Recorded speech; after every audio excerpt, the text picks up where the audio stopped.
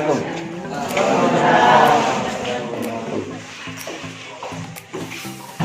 Mana kabar sehat semua? Perhatian, duduk siap. Said, Yaman, salaman.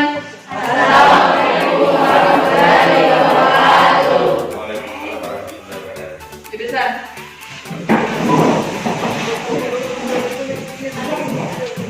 Sebelum kita mulai pelajaran kita hari ini, marilah kita berdoa bersama-sama sesuai agama dan keyakinan kita masing-masing.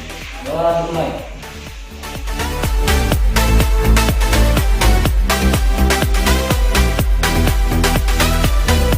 Amin. Gimana anak semua ya? Satu kelas? Ya Pak, hadir. Baik. Syukur alhamdulillah kita dipertemukan di minggu ini dengan materi yang baru. Atau masih ada yang ingat materi yang baru? Ya, silakan. Materi yang lalu yaitu membahas tentang mengenai ihsan. Ihsan sendiri berasal dari kata kerja fiil yang fiil yaitu hasana yahsinu hasanan yang artinya berbuat baik. Ihsan adalah seseorang yang menyembah Allah seolah-olah ia melihatnya, dan jika ia tak mampu membayangkannya, maka ia percaya bahwa Allah itu sedang melihat perbuatannya. Ya. Diapos dulu untuk teman.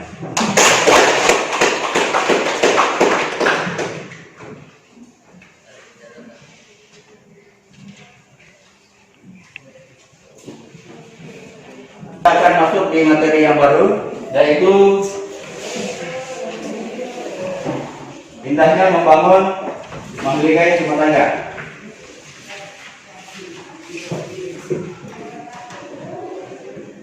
Tujuan pembelajaran kita hari ini adalah memahami pengertian pernikahan menurut syariat Islam. Yang kedua, setelah pembelajaran ini, siswa dapat menerima dan mengakui ketentuan pelaksanaan pernikahan sesuai dengan syariat Islam. Di dalam pertemuan kita ada beberapa ayat sebagai dasar untuk pernikahan. Yang pertama adalah surah An-Nahl. Coba satu siswa yang baca surah An-Nahl. Ya, silakan. Bismillahirrahmanirrahim. Wallahu ja'ala lakum min anfusikum azwajan wa ja'ala lakum min azwajikum banina wa hafadatan wa razaqakum minat thayyibat. Afabil batil yu'minuna wa bi ni'matillahi hum yakfurun. Terjemahannya saudara. Pak. Artinya, dan Allah menjadikan bagimu pasangan suami istri dari jenis kamu sendiri dan menjadikan anak dan cucu bagimu dari pasanganmu serta memberimu rezeki dari yang baik. Mengapa mereka beriman kepada yang batil dan mengingkari nikmat Allah?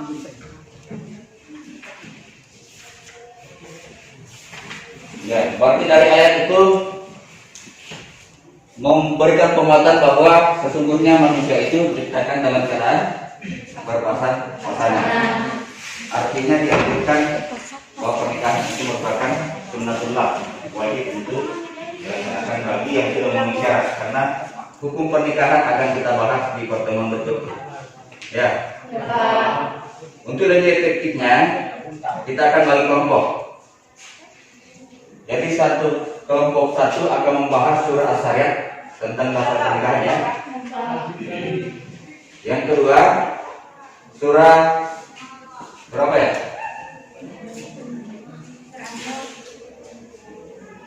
Surah An-Nur ayat 32 dan surah yang ketiga surah An-Nahl.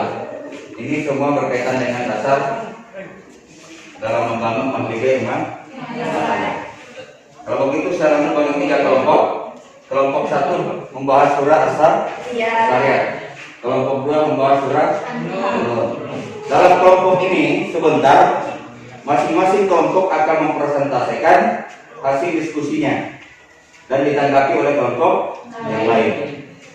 Jadi saya langsung bagi kelompok ya. Karena laki-lakinya ada 6 orang ya? Ya, laki-lakinya berarti satu kelompok 2 orang. Kelompok 1 2 orang, kelompok 2 2 orang, kelompok 3 2 orang. Silakan bagi kelompoknya kelompok 1 2 3. Oke? Ya, silakan.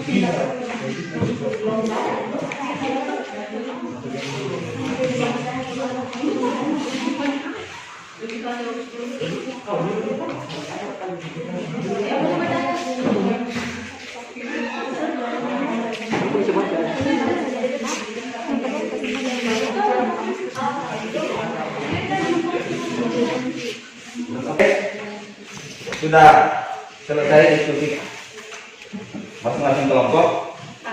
Sekarang masing-masing kelompok akan mempresentasikan hasil diskusi kelompoknya. Nanti kelompok yang lain akan menanggapi hasil presentasi kelompok yang bagi presentasi. Oke? Ya, persilakan kepada kelompok yang akan membahas tentang surah As-Sariyat. Silakan dipresentasikan. Assalamualaikum warahmatullahi wabarakatuh. Waalaikumsalam warahmatullahi wabarakatuh. Kami dari kelompok 1 akan mempresentasikan hasil diskusi kami mengenai surah Az-Zariyat ayat 49. Saya langsung saja menari untuk membacakan surah Az-Zariyat ayat 49.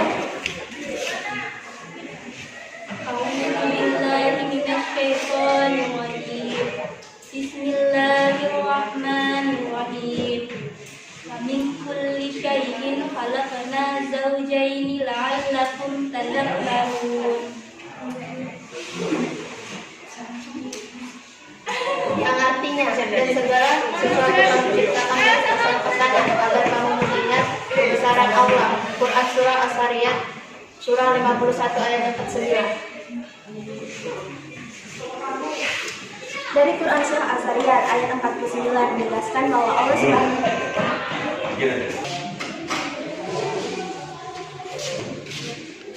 Baiklah, adapun kandungan dari Quran Surah Az-Zariyat ayat 49 di sini menegaskan bahwa Allah Subhanahu wa taala telah menciptakan segala sesuatunya berpasang-pasangan untuk saling melengkapi, misalnya perempuan dan laki-laki yang berjodoh kemudian menikah, di mana pernikahan ialah sunnatullah Allah Subhanahu wa taala bagi seluruh makhluknya. Allah Subhanahu wa taala juga menegaskan bahwa Ia telah menciptakan segala macam kejadian dalam bentuk berlainan dan sifat bertentangan, yang setiap sesuatu merupakan lawan atau pasangan dari sesuatu yang lain, maka dijadikanlah laki-laki dan perempuan, malam dan siang, terang dan gelap, hitam dan putih, neraka dan surga, dan sebagainya. Setiap makhluk Allah Subhanahu wa taala diciptakan secara berpasang-pasangan tanpa terkecuali, namun tidak dengan Allah Subhanahu wa taala. Mengapa demikian?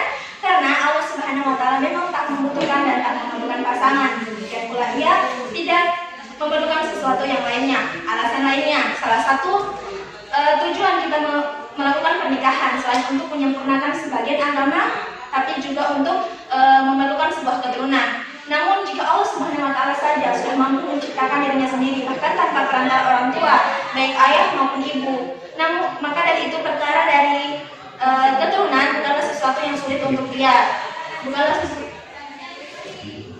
sesuatu yang sulit untuk dirinya. Dialah Sang Maha Pencipta segala sesuatu di muka bumi ini, jadi perkara mengenai keturunan bukanlah hal yang sulit, bahkan tanpa pasangan sekalipun. Diciptakannya segala sesuatu berpasang-pasangan kecuali dirinya. Hal ini tersebut dimaksudkan agar dapat menjadi petunjuk supaya kita dapat mengingat dan mengetahui bahwa Allah Subhanahu wa taala adalah Tuhan yang pantas untuk disembah. Ialah yang menciptakan segala sesuatu dan Ia pula yang memusnahkan segala sesuatunya, serta Ialah yang menciptakan segala sesuatu berpasang-pasangan dari berbagai macam jenis dan bentuk. Maka kita sebagai hambanya tak berdaya dan kita pantas untuk mengakui hal itu, mengakui akan kebesaran Allah Subhanahu wa taala. Demikian itulah kandungan dari Quran surah Az-Zariyat ayat 49. Sekian dan terima kasih. Berikan aplaus.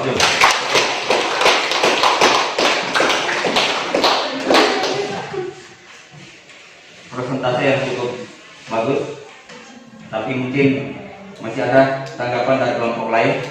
Persilakan. Ya. Assalamualaikum warahmatullahi wabarakatuh. Waalaikumsalam warahmatullahi wabarakatuh. Saya mewakili kelompok 2 yang bertanya, bisakah kalian membuktikan pernyataan kalian bahwa Allah Maha Esa dan tak membutuhkan pasangan? Sekian, terima kasih. Ya. Persilakan kelompok satu menjawab, menanggapi. Oke, terima kasih untuk pertanyaannya. Pertanyaan tersebut dapat kita buktikan dalam Quran surah Al-Ikhlas ayat 1 sampai 4. Dan katakanlah Muhammad ialah Allah yang Maha Esa. Esa sendiri di sini tidak diketahui artinya adalah satu. Berarti Allah Subhanahu wa taala adalah satu-satunya Tuhan yang pantas kita sembah. Di mana Ia adalah tempat untuk kita meminta segala sesuatu, baik itu permohonan, permintaan, bahkan mencurahkan isi hati hanya kepada Allah Subhanahu wa taala. Ia tak beranak dan tak pula diperanakan. Bahkan Ia mampu menciptakan dirinya sendiri tanpa perantara ayah, ibu. Dialah yang telah menciptakan seluruh alam semesta ini. Dia pula yang akan memusnahkannya suatu hari nanti yang tak tahu kapan itu akan terjadi. Allah Subhanahu wa taala adalah sesuatu yang adalah zat yang tidak memiliki bandingan siapapun itu. Itulah mengapa Ia tak memerlukan pasangan. Jika saja Ia mampu telah menciptakan seluruh dunia ini, maka mengapa harus memerlukan pasangan jika saja Ia mampu menciptakan seluruh bumi ini? Oke, sekian dari saya. Terima kasih.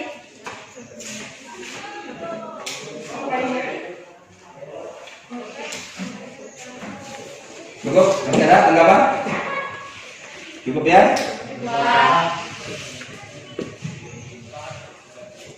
Oke, selanjutnya kelompok yang membahas surah An-Nur dan sebentar dilanjutkan lagi dengan surah An-Nahl.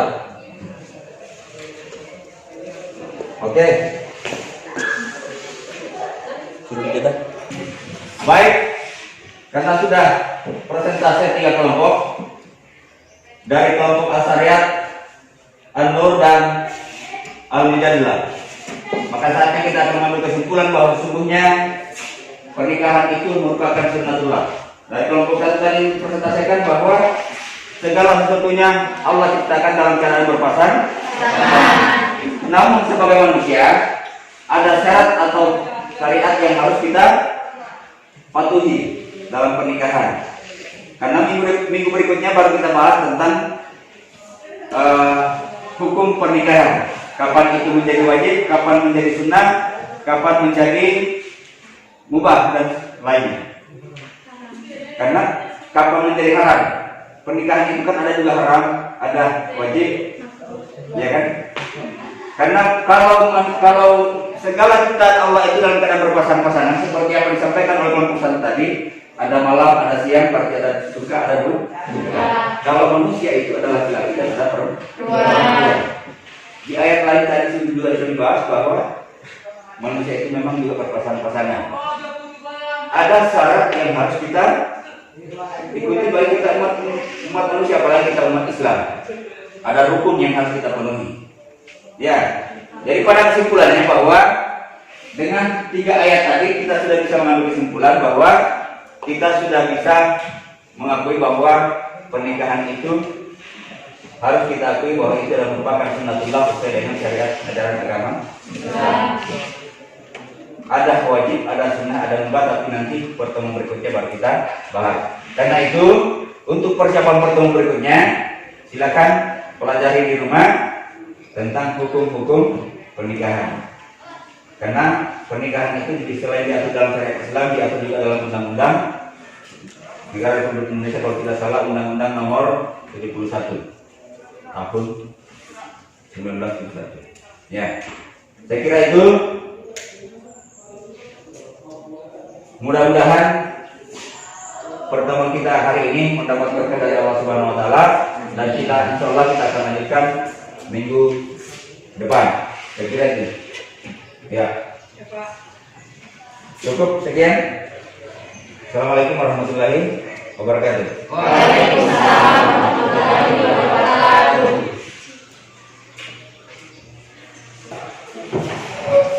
Duduk siap. Said, Yaman.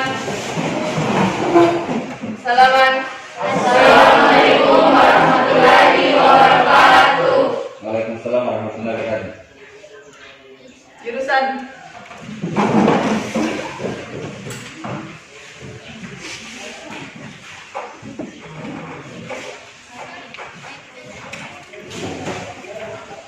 Oke, sampai jumpa lagi minggu Depan. depan.